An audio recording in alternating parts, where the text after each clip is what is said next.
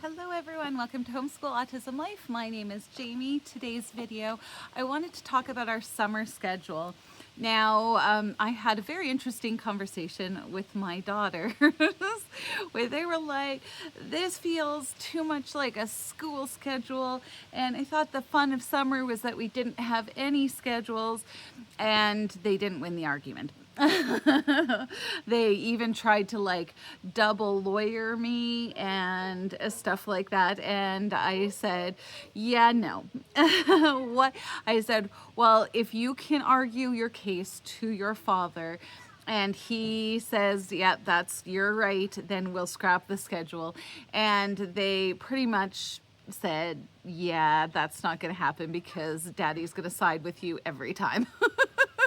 And I was like, marriage done right, correct. So anyway, it was funny.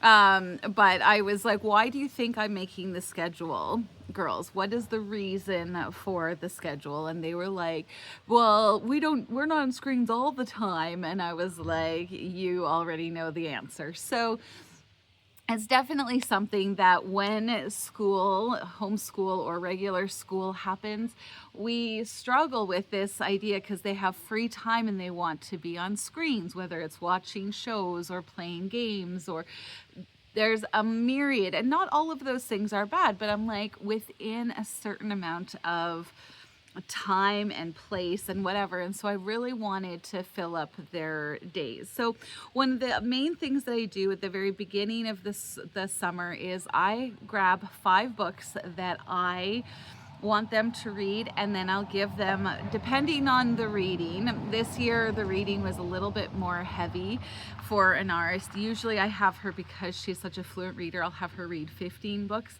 but the book, or grab a total of 15 books. So she'll grab 10 and I'll grab 5. But because the reading that I assigned to her for the summer was heavier, I decided with her, because I have a history program that has a huge reading list, that we were going to tackle some of that over the summer so that when she has to do her history program, it's not as big of a deal. So that's kind of how I've been thinking about it, because she can reference those books back when she's doing those assignments. She's already read them, so then she can just go, okay, what was that about? I do a quick read through if she needed to, but the main story ideas are already there, right?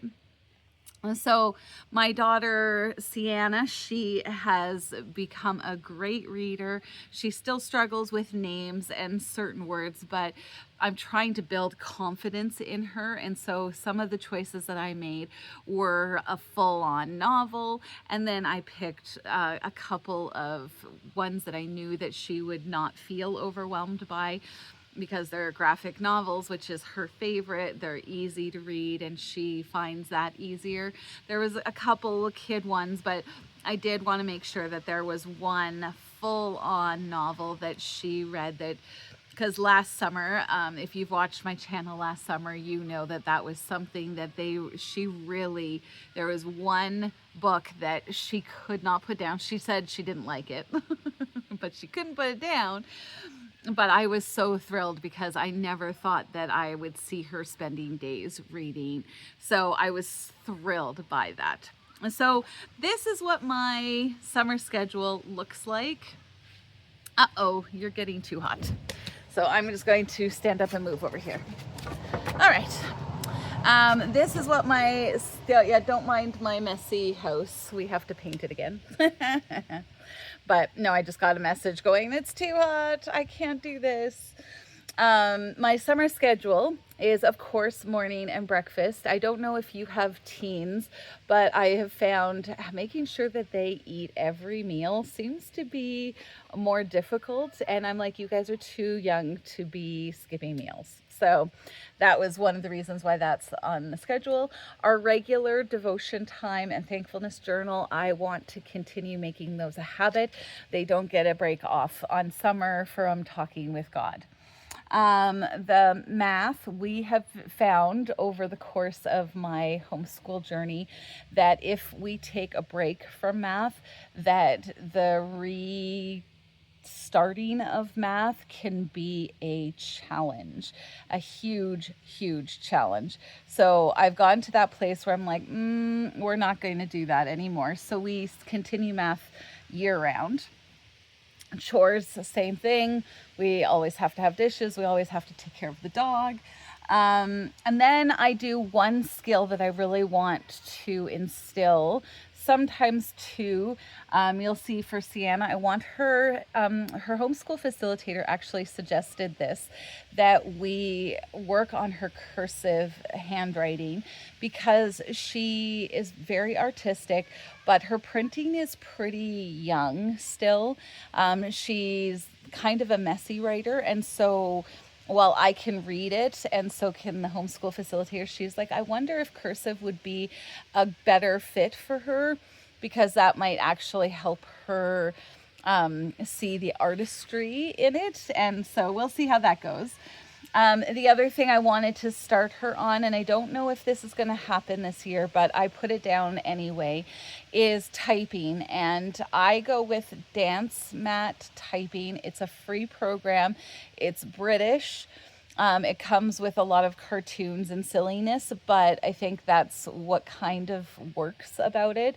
But it's just online and it's a straightforward program of them just learning how to type. So I will try to remember to leave a link. If I don't, remind me and I will do that for you.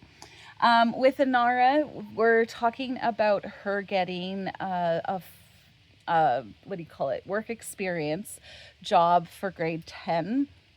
So that's when you get credits for hours of work experience. And we have a lady in a bakery that my husband knows that's what Nara wants to do, is own her own little coffee shop bakery type thing.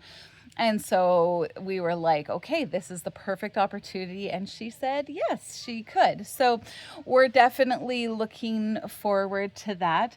But I also, she did careers and trades this past year with her independent learning for grade 9, and so I really wanted to instill some of these skills, and one of them was cover letter and resume and testimony, and in both instances she kind of just half-heartedly did it. And so I've decided that that's going to be her summer skill, so that she has a resume, cover letter, and testimony that she can shift and change and edit down the road, but it's already made and prepared so she can add to it work experience at the cafe that she's working at.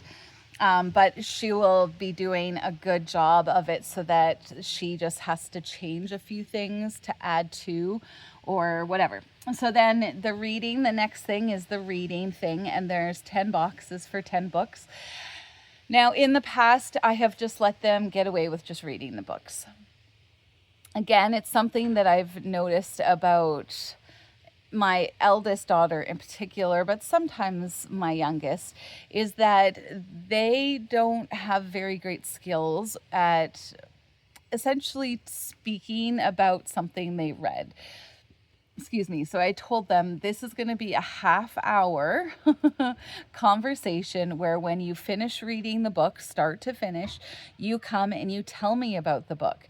You don't have to write it. You don't have to put it in, any drawings or anything like that. What I want you to do is just tell me about it. Have a conversation. And that was another thing. Well, that sounds like school. And I was like, well, not really. Like, you're just telling me about a book you read. It's kind of cool. What did you read? Did you like the book? Did you not like? What did you not like about it? What did you like about it? And you don't get a check mark until that conversation is done.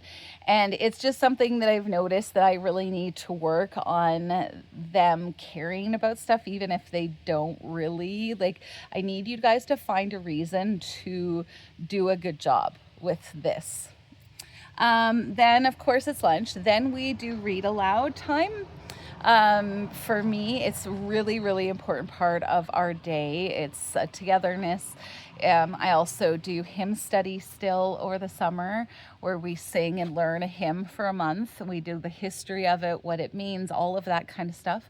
And then we've also been doing our Answers book. It's from Answers in Genesis, yes, I think. But that's our book on apologetics. And I think it's so important for our kids to have a good foundation with that. Then after that time where we would usually do all the bulk of our schoolwork, I have secret stories and typing. So secret stories, and again, I've got the typing there just because, sorry, good itch. I have the secret stories there because I have to sit with her and tell her the stories. And this is a spelling program. She's doing fantastic, but she still needs work on her spelling because of her eye therapy in the past and not learning like certain, what do you call it when you the blending of certain letters and stuff. She never really grasped that when she was younger. And so again, I haven't been able to find a program that isn't like super, super young. And this one is the one because yes, it can be for super young kids, but it can also be for her. And I will make a video about secret stories. I think I've done one in the past and I might try to link it, but just seeing I have her drawing her own cartoons. She's huge into anime, and so she's been drawing these same things, and that's changed it from a kid program to a Sienna thing. Typing is here as well because, again, I'm not sure how long things are going to take. And so, again, if typing doesn't happen until next summer, I'm not going to be that upset. And then Nara and I are going to sit down and I'm going to check her cover letter, her resume, and her testimony. And as a way to kind of get her to do a good job on those things, I'm like, you will do it all summer long until I'm satisfied that you did a good job, or you could do it right the first time. It's a mean mummy that I am. But it's definitely one of those things. For the rest of the day, I have put aside craft, art, friends, or park. I really want that time to be, so I've already got play dates set up.